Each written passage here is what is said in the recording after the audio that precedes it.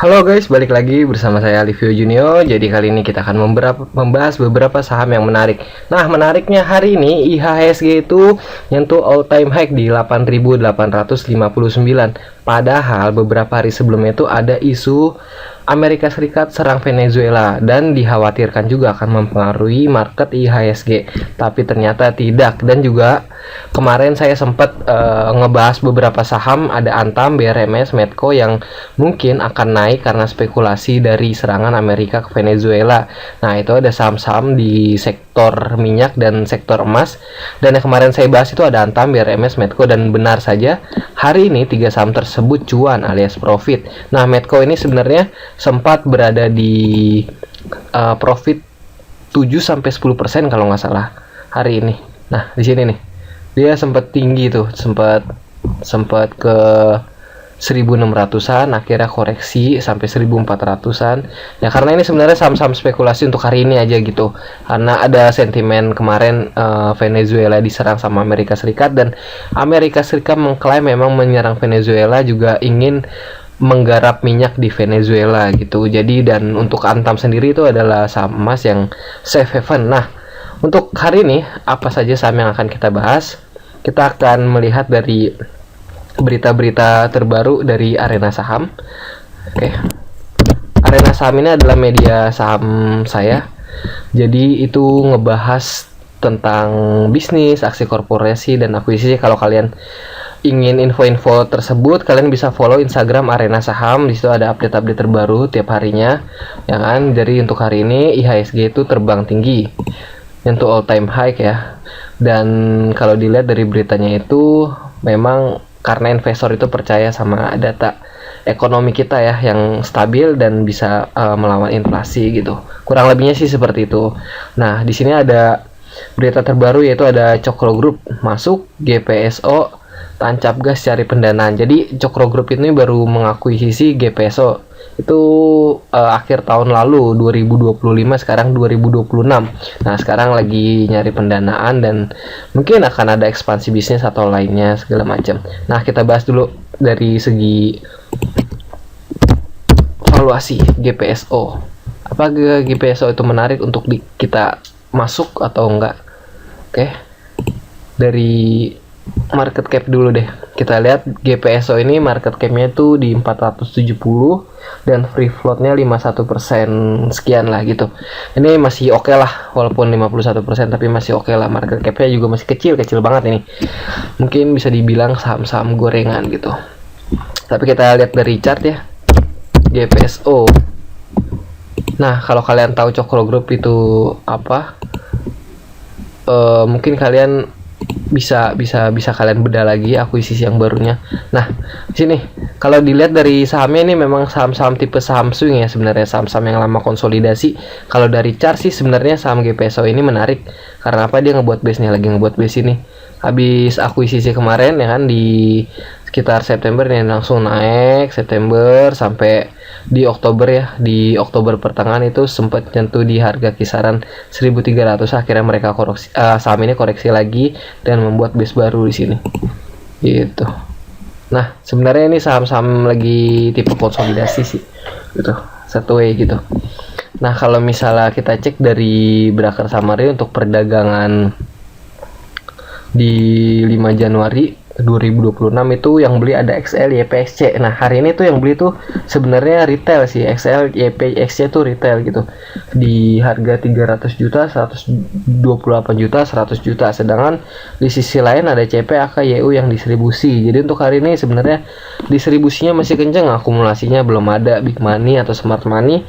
XL masih dikatakan retail kalau jumlahnya segini, tapi mungkin saja smart money. Smart money itu kan artinya uang pintar, orang-orang yang ngelola uang pintar. Nah, jadi kalau misalnya untuk beli dari segi chart sebenarnya saham ini menarik, tapi kita coba cek dari sampai dia koreksinya itu sekitar 24 Oktober.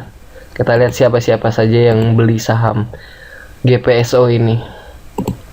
Nah, untuk dari periode 24 Oktober itu yang beli ada DU di 11,8 miliar, harga 751 rata-rata, sedangkan harga sekarang 700, artinya average-nya itu masih di bawah gitu, masih di bawah DU. Untuk harga sekarang masih di bawah harga average harga rata-rata dari DU, dan ada AI juga di 822 itu lebih tinggi, dan ada PDSQ gitu. Tapi yang paling punya barang banyak sih DU dari semenjak dia koreksi gitu. Nah, tapi di sisi lain tuh ada SA yang ngebuang barang, TP, CC, dan KK gitu. Jadi sebenarnya balance sih, belum ada akumulasi secara besar gitu, karena distribusi besar dari semenjak koreksi harga tertinggi di Oktober gitu. Karena tapi kenapa GPSO ini masih menarik, karena itu tuh baru akuisisi kemarin akhir tahun 2025 masih baru akuisisi. Biasanya tuh kalau akuisisi tuh dia terbang, habis itu selanjutnya ya adakah aksi korporasi atau misalnya ekspansi bisnis lainnya atau segala macam gitu. Kalau dari chart memang ini saham-saham tipe konsolidasi lama gitu. Jadi buat kalian yang nggak sabar sebenarnya kurang bagus gitu kan. Kalau lihat nih dari sini nih, Januari 2025 dia konsolidasi terus ya kan, sampai di 4 September baru terbang. Nah, sama nih seperti ini nih koreksi nih di sekitar November. Nah, mungkin dia akan konsolidasi lama juga. Kalau misalnya sekarang awal Januari, mungkin akan di pertengahan pertengahan 2026 baru akan perform, atau mungkin bisa lama lagi karena kan baru pindah pengendali ya. Jadi butuh waktu gitu. Korporasi apa yang akan dilakukan. Nah, sini ini saham tipe-tipe konsolidasi nih. Kalau dari 2024 sampai 2024 akhir juga lama dia, tapi habis konsolidasi terbang tinggi. Nah, sebenarnya ini saham-saham market cap kecil ini gampang dinaikin bandar guys gitu. Kalau kalian mau untuk swing sih sebenarnya menarik sih untuk di harga saat ini gitu, apalagi sepertinya saham ini dari awal cenderung naik ya. Coba kita cek. Nah, kalau dari time frame bulanan di sini nih kan, sahamnya itu cenderung naik guys gitu. Dari 2021 kan sini harganya di sini aja sampai 2024 terbang, koreksi, konsolidasi, terbang, konsolidasi. Ini mungkin akan terbang lagi gitu. Jadi saham GPSO dari segi chart sangat menarik, tapi kalau dari broker summary masih standar lah, karena yang distribusi gede juga, tapi yang akumulasi gede, tapi dan market capnya juga masih kecil, jadi masih menarik. Nah, oke, itu aja dari GPSO. Selanjutnya kita ke berita Era. Sini ada iPhone 17 laris manis, kinerja penjualan Era mencatat kenaikan signifikan. Nah, jadi Era ini dia sepertinya, saya sempat baca tadi kalau Era ini dia perusahaan import yang ngejualin HP gitu guys. Jadi ada banyak, coba kita lihat Era.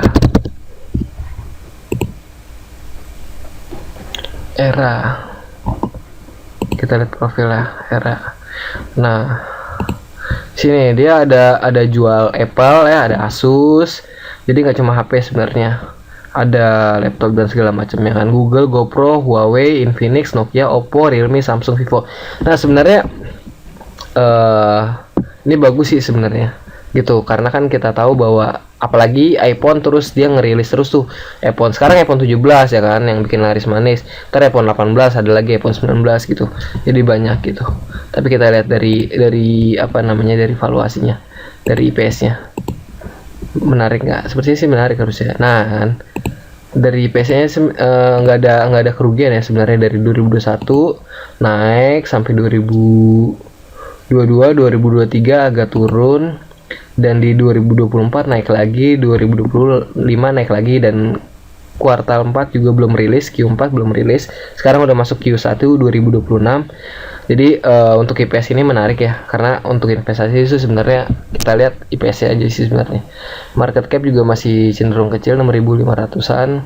Free float masih oke, masih di bawah 50%, dengan arti bahwa saham ini gampang dinaikin sih sebenarnya kalau dari segi bandar. Tapi kita lihat dari segi chart apakah menarik. Nah, ini dia guys, kita ubah dulu.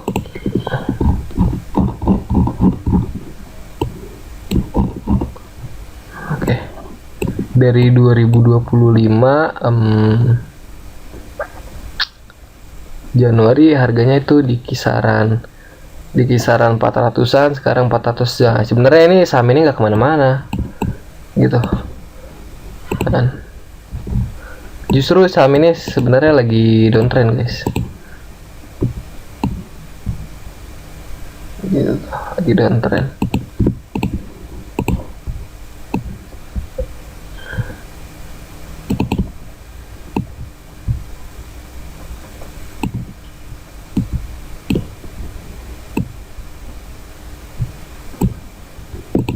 Nah, sahamnya lagi downtrend. Nah, apakah dari chart ini menarik atau enggak? Sebenarnya emang ini udah agak sorry. Nah, ini sebenarnya masih ada di posisi ambigu ya. Karena apa? Antara masih downtrend atau dia ngebuat base baru ya, masih apa lanjut ke sideways. Karena sini mungkin kita akan tunggu beberapa hari ke depan kalau misalnya dia lanjut downtrend seperti ini. Sorry.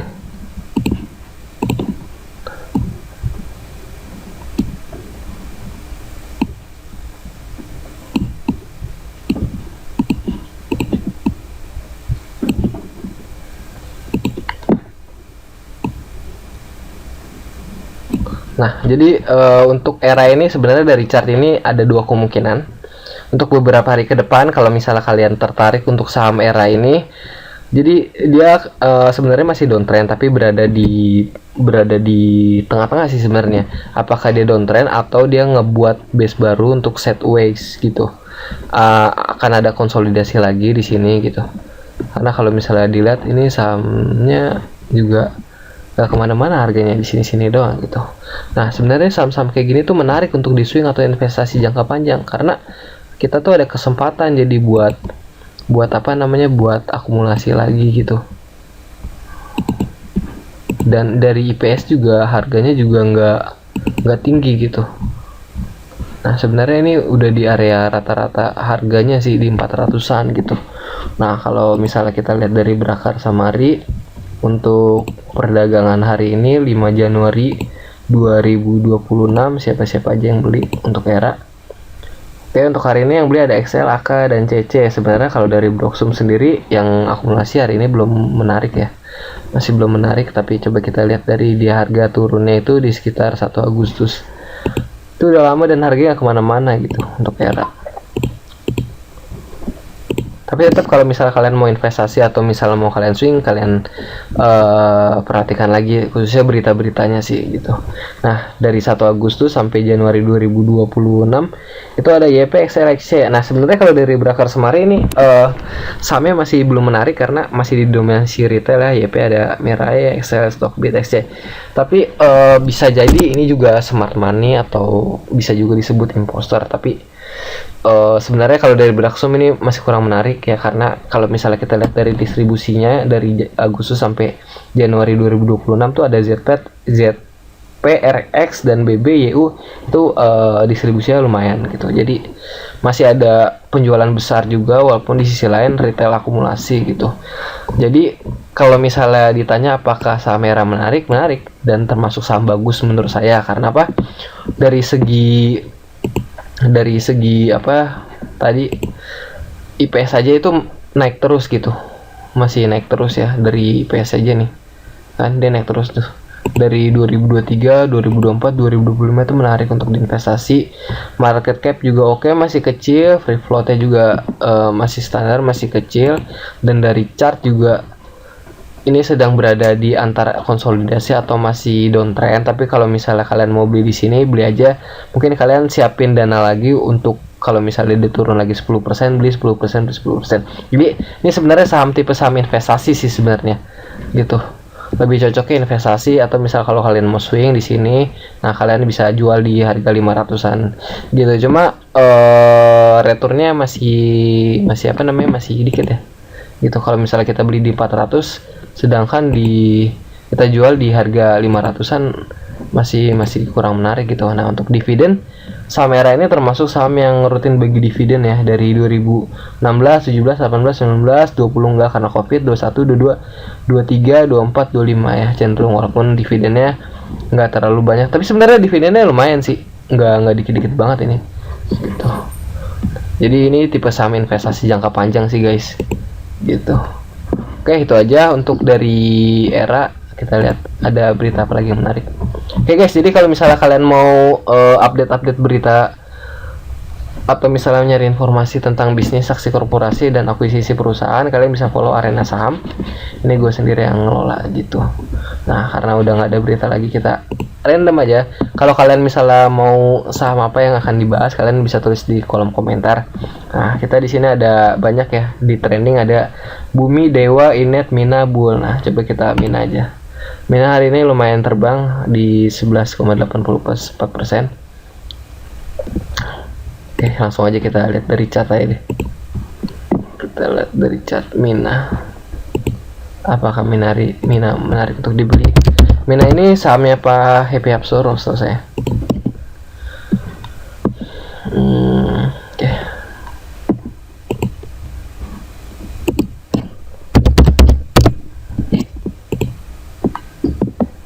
Nah, kalau Mina dari chart sebenarnya masih kurang menarik sih sebenarnya, karena dia terbaru di hari ini tuh tembus resisten gitu, jadi belum bisa disimpulkan arahnya kemana kalau dari chart ya gitu. Tapi kalau misalnya dari yang lain-lainnya saya nggak tahu.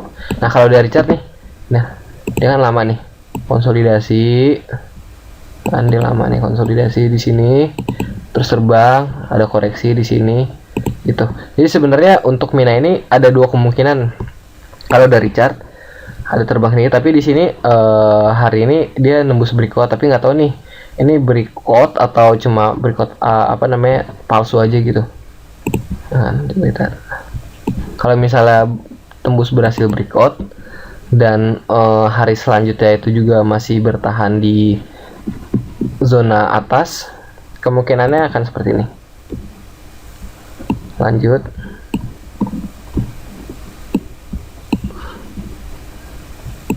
atau justru dia membentuk double top. Nah, kalau double top justru yang nggak enak kayak gini nih. Sorry. Nah, seperti itu ya kan. Kalau dari patternnya kan ada kemungkinan dua nih, dia breakout di sini lanjut terbang, atau